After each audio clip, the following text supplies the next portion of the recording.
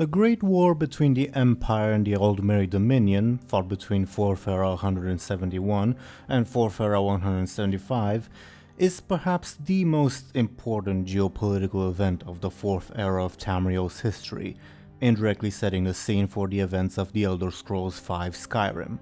However, in spite of its importance, there are only two major sources that we can, more or less, rely upon to tell a detailed picture of the events. The book The Great War by Legate Justianus Quintius, and the events of Elder Scrolls Legends, the latter of which are, by virtue of being player-driven, probably true, but are tainted in authenticity by being a second-hand retelling. Because of this, it's worth mentioning that most of the information we have on the Great War is from the Empire's perspective. The stratagems and overall goals of the Thalmor have thus been a matter of debate, both in-universe and by the community. On this latter point, Legate Justianus Quintius could only rely on scattered documents captured by Imperial forces and the testimonials of interrogated prisoners. Simply put, with one very unusual though important exception, we have very little information on Thalmor leadership, an obvious obstacle towards giving a complete retelling of events. The war has its roots in the outcome of the Oblivion Crisis, an event which severely destabilized the Empire of Tamriel and simultaneously allowed the Thalmor, previously just an extremist faction of the Somerset Isles, to gradually seize control of Aldmeri society. As the Empire then struggled in the wake of the fall of the Septon dynasty, then torn apart by the Stormcrown interregnum and various local political struggles, the Thalmor expanded their influence. In 4th Era 29, they conquered Valenwood with the aid of certain Bosmeri factions, creating a new Aldmeri dominion, and in 4th Era 115 they subdued the divided Elsewhere as client states. Before the events of the Great War, few people in the Empire took the Thalmor as the major threat they would become. The Empire was occupied with its own internal issues. The takeover of Somerset was seen as a distant event, only taken seriously after the fact by Potentate Okato, who, not so coincidentally, was assassinated soon afterwards. The loss of Valenwood occurred probably in a matter of weeks before the rest of the Empire could send any reinforcements. Emperor Titus Mede I, otherwise a great ruler who managed to restore a semblance of order to the Empire, was still at the time dealing with the disastrous outcome of the Oblivion Crisis and the Stormcrown interregnum, and only acknowledged the Thalmor as a credible threat once Valenwood was lost. And 100 years later, the people of Elsewhere almost willingly gave themselves over to the Thalmor after coming to believe that they were responsible for restoring the culturally significant moons following the Void Knights. The war was also preceded by more than a century of mutual espionage between the two powers, the Thalmor being far more successful between the two. For instance, Aldmeri dissenters and even refugees, such as the writer Lafenil of Sunhold or possibly even the aforementioned Potentate Okato, often met a violent end within Imperial borders. For its part, the Empire had the Blades infiltrate the Aldmeri Dominion, and the Penitus Oculatus keep watch over Thalmor sympathizers within Imperial territory. These measures had little effect. After the conquest of Valenwood, the Thalmor severed all diplomatic ties with the Empire and managed to keep themselves so secretive that only faint rumors reached the authorities in Cyrodiil. Of course, this is not to say that Imperial espionage was completely useless. During the war, the Thalmor considered the Blades a high priority target, and we know that they undertook at least two major sabotage operations before the war, an incident in Fallinesti, the mobile capital of Valenwood, and breaching the Blue River prison. Still, by their own admission, the Blades greatly underestimated the Thalmor. The most obvious failure of Imperial espionage came in a now infamous event in 4th Era 171. On the 30th of Frostfall of that year, a Dominion ambassador arrived in the Imperial city with a covered cart and issued massive demands, staggering tributes to the disbandment of the Blades, outlawing the worship of Talos, and ceding southern coastal Hammerfell. These outrageous demands were, obviously, rejected by Emperor Titus Mede II. In response, the Thalmor ambassador upended the cart, spilling the heads of every Blades agent in Somerset and Valenwood, thus beginning the Great War itself. By this point, in addition to the territories lost to the Falmor, the Empire was also no longer in control of Blackmarsh and, at least de facto if not de jure, of Morrowind. The province of Hammerfell was also subject to infighting between the two major Redguard political factions, the more traditional Crowns and the more cosmopolitan and pro-Imperial forebears. Still, if simple numbers would have been the deciding factor, then the Empire should still have had at least a slight advantage over the Falmor, thanks to the manpower of prosperous Cyrodiil, Skyrim and High Rock. However, as Lafino of Sunhold described the takeover of Valenwood, the Falmor, quote, had better spies and greater mobility and knew how best to use them, end quote. The declaration of war took the Empire completely by surprise, with its forces scattered across Tamriel, while the Falmor managed to keep their armies hidden at the very border of Cyrodiil. The Aldmeri are also well known as the strongest naval power of Tamriel, owing to their millennia of conflict with the Meremer. Very soon, the only naval clashes happening during the war took place on the Nibben River itself, as Imperial forces mounted a desperate defense. And so, a few days after the declaration of war, Falmor armies were already simultaneously streaming out of northern Elsewhere and sailing towards Hammerfell, achieving the majority of their territorial gains within the first 2 months of the 5-year war. The Empire, for its part, had massed most of its defenses in Cyrodiil on the border with Valenwood, and those forces found themselves quickly outflanked by the Dominion offensive, led by one Lord Nerefin from Elsewhere. These armies quickly captured Leowyn and cut off and besieged the city of Bravil. While Imperial forces in Cyrodiil were distracted, another Dominion army under one Lady Aranelia crossed the Streed River from Valenwood into western Cyrodiil. They quickly bypassed the walled cities of Anvil and Kvatch and attacked Hammerfell from the flank, while the Aldmeri fleet landed small forces in the south of the province. Once again, the Dominion forces achieved rapid success, gradually taking over the coastal cities of southern Hammerfell. For their part, the divided Redguards offered only scattered resistance, with at least one pitched battle taking place in the town of Rosegard, presumably a Dominion victory. The local Imperial legions, finding themselves greatly outnumbered, retreated across the Alik'r desert to northern Hammerfell, in what became the famous March of First. As the name implies, it's likely that Imperial casualties were high, the Alik'r desert being known as a particularly deadly one for unprepared travelers. At this point in the retelling of events, our main source, Legate Justianus Quintius, speculates that the Aldmeri Dominion initially only intended to pin down Imperial forces in Cyrodiil while conquering Hammerfell. Our author believes that the Falmor overestimated the strength of the Empire and only changed their objective to complete conquest after achieving so much in such a short length of time. While certainly plausible, since we don't have many sources talking about the leadership of the Aldmeri Dominion, this hypothesis is hard to verify. My educated guess is that the shift of focus to Cyrodiil was the result of Lord Nerefin's insistence to Falmor leadership that total victory could be achieved, when, as we'll discuss later, he had his own different goals. At the end of the day, even in the optimistic scenario where the Aldmeri could completely overrun Cyrodiil and Hammerfell, the Empire would almost certainly rally in Skyrim and High Rock, both provinces which share a difficult mountain border to the south that would make a Falmor offensive very difficult. Furthermore, the atrocities perpetrated by the Falmor in their occupied territories would necessitate that they keep numerous garrisons to prevent rebellion and resistance movements. So they would be unable to recruit from these new lands, while also being forced to expend troops to keep them in check, while also contending with an enemy in a powerful defensive position. Regardless, as Warfare 172 dawned, what is certain is that the Aldmeri advanced further into Cyrodiil, conquering Bravil and Anvil, the latter presumably via a naval invasion. Soon, the Falmor armies reached the walls of the Imperial city itself. For the next 2 years, the fiercest naval battles of the war took place in Lake Rumer and along the Nibben River, as the Empire desperately attempted to prevent the Falmor from crossing. While it's possible, though highly unlikely, that the Aldmeri constructed a new fleet on the shores of the Nibben, It's far more likely that, following the conquest of Leowin, they were able to bring much of their ocean fleet into the river itself.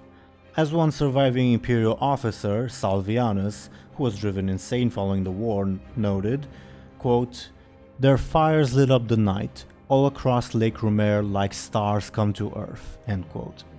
In Hammerfell, however, the initial target of the Thalmor, the elves spent the year consolidating their rule instead, preparing for their eventual direct annexation of the region. Of the southern coastal cities, only the westernmost, Hagath, was still left unconquered, but was subjected to a ferocious siege by the Dominion troops. Meanwhile, the Imperial legions of Hammerfell, where our source Justianus Quintius was the commanding officer, regrouped and consolidated, receiving reinforcements from High Rock.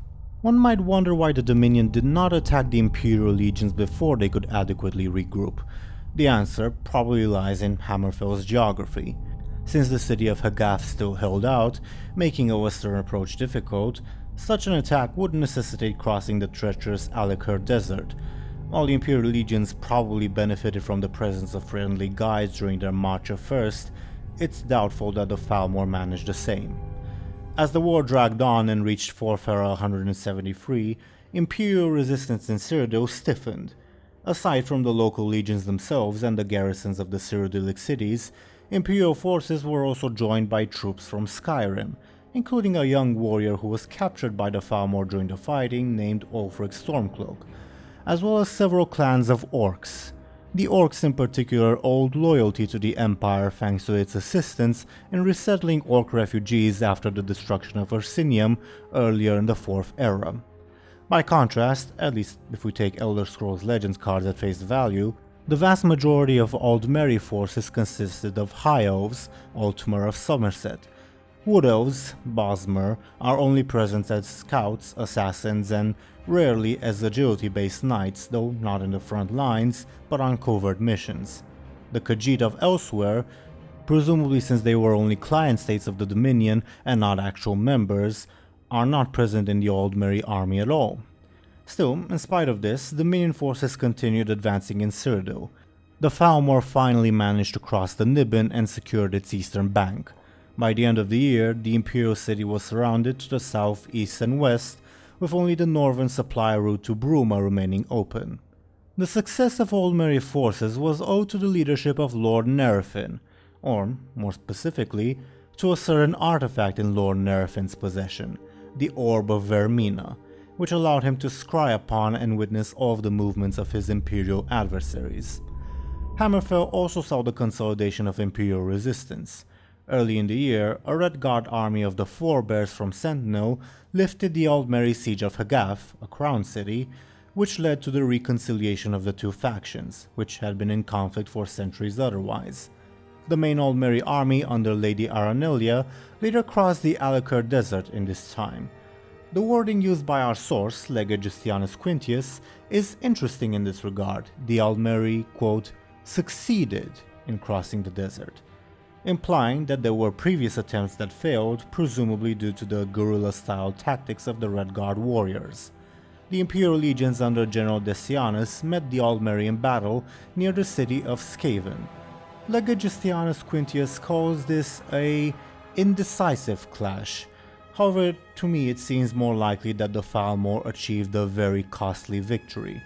General Decianus left the Dominion in possession of Skaven after the fight, when, if this battle was truly a stalemate, the more logical alternative would have been for the Imperials to keep their defensive position in Skaven and allow the Thalmor to starve out in the desert. Still, in spite of the confusing wording, the fact of the matter is that the Imperial legions managed to retreat in good order, while the Dominion was left with too few troops following the clash to continue their northern campaign. The year 4th Era 174 saw the greatest loss for the Empire in terms of prestige, as the Thalmor committed all of their available forces to Cyrodiil in the hopes of securing a decisive victory. Their reinforcements gathered in the south of the occupied province throughout the spring and launched a massive attack on the Imperial city itself on the 12th of Second Seed. One Aldmeri army drove north through hostile territory to cut off the last remaining open avenue into the Imperial city, while the main force under Lord Nerfin attacked from their already occupied territory in the south, east and west. Emperor Titus Me II, against the advice of his generals, decided to lead the majority of his troops in a breakout to the north, successfully smashing through the weaker Aldmeri army, while the 8th Legion fought a desperate rearguard action in the Imperial city. And so, for the first time in thousands of years, the Imperial city fell into elven hands once more, and the infamous sack by the Aldmeri forces took place. As the population was brutalized, the Imperial city was burned, and the White-Gold Tower was looted. Emperor Titus Me II's decision to abandon the Imperial city has been heavily scrutinized both in-universe and by the fan community. In the end, as we will see, his decision proved to be the right one in hindsight.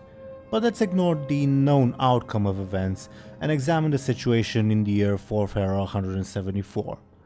From the way Lega Justianus Quintius describes events, by the time the final Aldmeri assault on the Imperial city took place, the Dominion had practically taken Lake Lurumir and were directly assaulting the walls.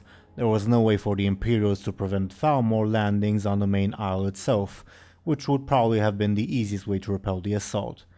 Now, fact of the matter is, if Titus Me II had decided to resist in the Imperial city and lost, then the war would practically be over.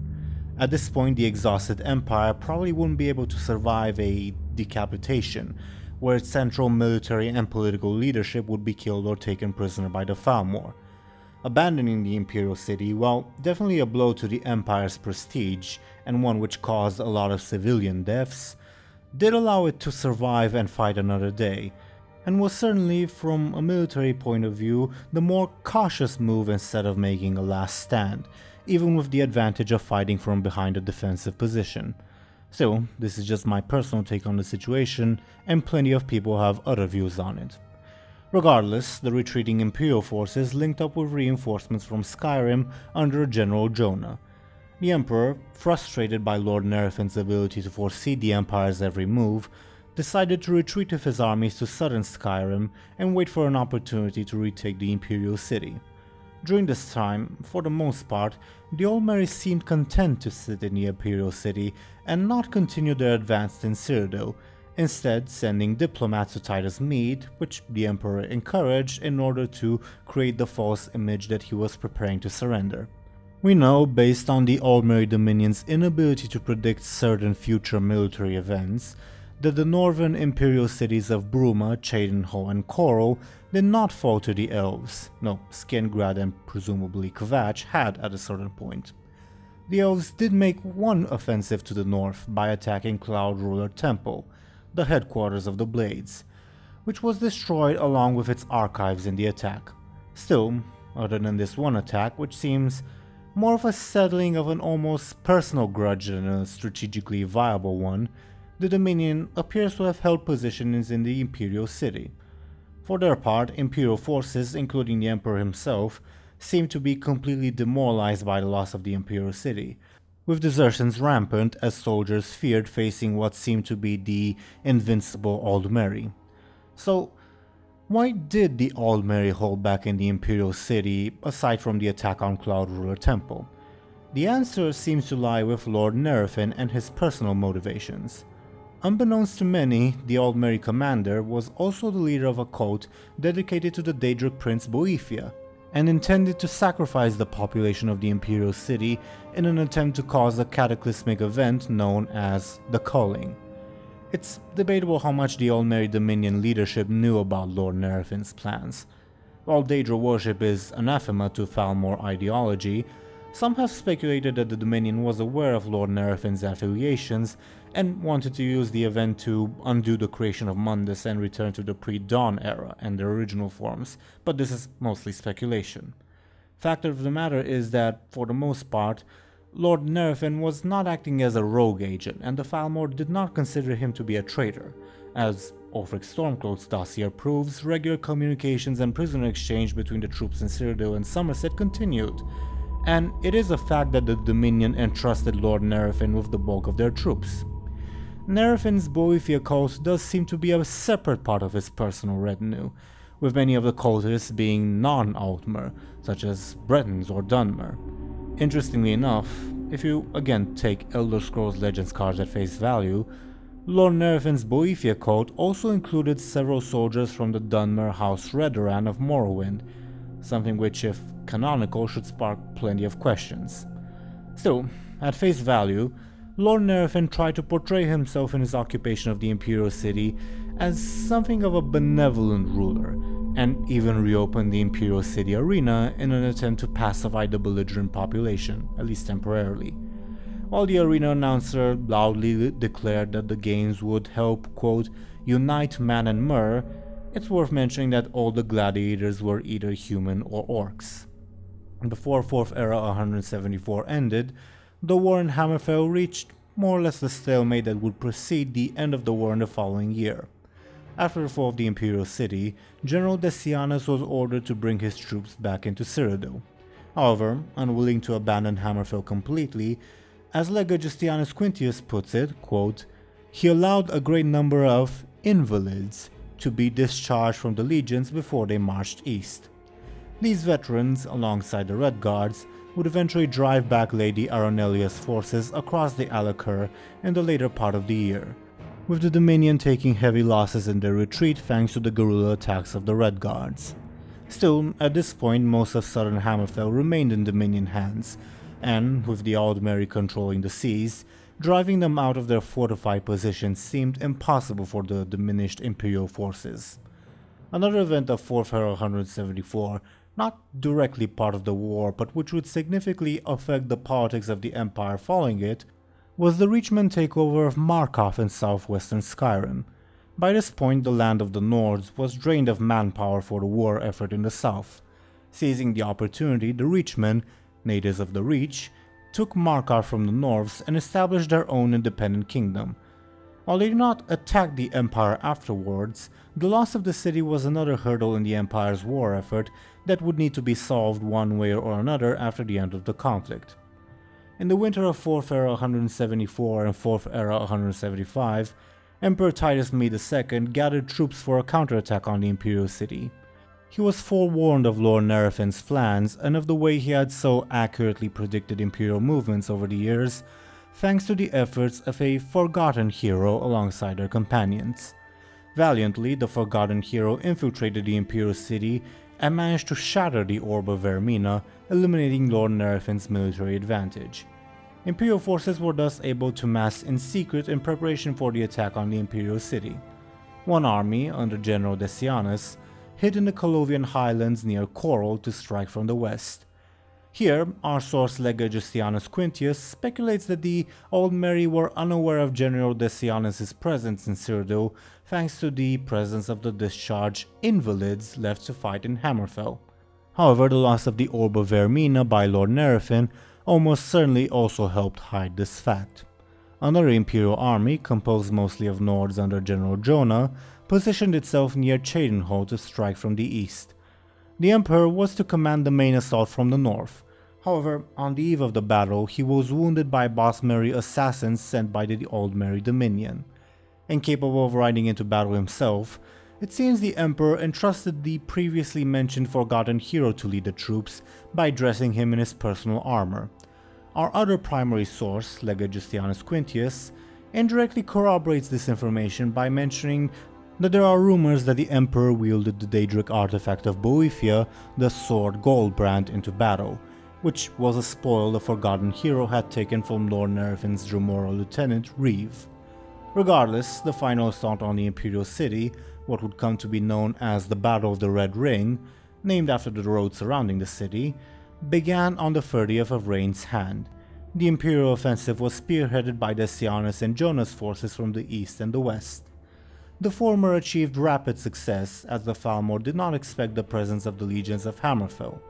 General Jonah faced greater difficulties as the Aldmeri counterattacked with troops from Breville and Skingrad, but the heroic Nords managed to cross Lake Romir after 2 days of heavy fighting. By the 5th day, the Imperial troops completely surrounded Lord Nerfin's forces in the Imperial City, and they quickly followed up with the northern assault of Titus Mede II, or, as previously mentioned, the Forgotten Hero. In spite of an attempt by the Aldmeri to break out of the city to the south, blocked by General Jonah's forces, the main Falmor army in Cyrodiil was rapidly destroyed. The Forgotten Hero personally fought and captured Lord Nerfin, preventing the culling from happening, and the Elven commander was kept alive for 33 days, hanging from the White-Gold Tower. Still, the victory had been extremely costly for the Empire. As Legate Justianus Quintius puts it, the Imperial forces were left exhausted and decimated, with 2 legions annihilated and no legion having more than half of its soldiers fit for duty. At this point, believing that there would be no better time, the Emperor sued for peace with the Aldmeri Dominion, leading to the signing of the extremely controversial White-Gold Concordat. Many, both in-universe and in the lore community, have argued on whether the Empire was right to sue for peace in a moment where, apparently, it had gained the upper hand, at least temporarily. Our primary source, Legate Justianus Quintius, certainly believes that Titus Me II had the right of it. Leaving aside this fairly biased view, let's take a look at the situation on the field. With the Battle of the Red Ring, indeed, the main Aldmeri Dominion army was destroyed, and since the Falmor garrisons of Breville and Skingrad were weakened to assist in the battle, the 2 cities could probably be retaken by an even weakened empire fairly quickly. However, we should also keep in mind that, at this point, the empire had been drained practically dry of manpower even in the regions untouched by the war, as the loss of Markov to the Reachman can attest. While I'm certain that Titus Me II could push the advantage, at least for a short while, I'm also certain that the Aldmeri would similarly be able to mobilize new troops to combat the Empire before their counteroffensive could get very far, just like the Empire did during the war by squeezing their provinces dry, since Somerset and Valewood were untouched by the war. Furthermore, hypothetically speaking, even if Titus Me II were successful in pushing the Dominion out of Cyrodiil and Hammerfell, taking the offensive to Valewood or elsewhere would be something near impossible in those hostile lands, where elven agility would count for far more than human sturdiness. Even worse, such an attack would probably drive the local Bosmer and Khajiit, otherwise reluctant supporters of the Falmor, into direct and frenzied opposition to the Empire. Still, this is mostly speculation on my part, and the eventual outcome of a prolonged war, as Legate Justianus Quintius says, quote, can of course never be known. The White-Gold Concordat infamously imposed harsh conditions on the Empire, which were more or less the ones the ultimate diplomat of Warfare 171 demanded at the onset of the war. The most controversial, the banning of Talos worship and the cessation of southern Hammerfell, most of which was already occupied by the Falmor, further divided the weakened empire by alienating the Nords and the Red Guards respectively. Furthermore, the Imperial treasury was practically drained of money as Titus Me II attempted to sway the local rulers of the empire, such as the Jarls of Skyrim, by providing them with large sums of gold. Still, as our good legate pointed out, if Titus Me II would have agreed to these terms in Warfare 171, he would have faced civil war, while 4 years later, most people welcomed peace, quote, at almost any price, end quote. For their part, the Red Guards refused to abide by the terms of the treaty and continued the war of the Aldmeri Dominion, forcing Titus Me II to officially renounce Hammerfell as an imperial province. Still, after 5 more years of war, which left the province devastated, the Red Guards were able to drive out the Altmer and sign the Second Treaty of Strass-Mackay in Warfare 180. Presently, even though both sides officially claim to be interested in pursuing peaceful relations, few people doubt that a second war is coming soon. While most people, especially given the civil war in Skyrim, would justifiably believe that the Empire will undoubtedly lose this upcoming second war, I believe there's also reason to be optimistic. The vast majority of the success the Falmor had in the First War was owed to the initial surprise of the invasion and the Daedric influences behind Lord Nerfin, both of which will probably not be factors on the Aldmeri side in the upcoming Second War. In addition, while the Empire was devastated by the war, politically, militarily, and economically, to be blunt, humans tend to replace their casualties, so to say, faster than elves do, with the exception of the Wood Elves. Almost 30 years have passed from the end of the First War to the events of Elder Scrolls V Skyrim, a generation in human years.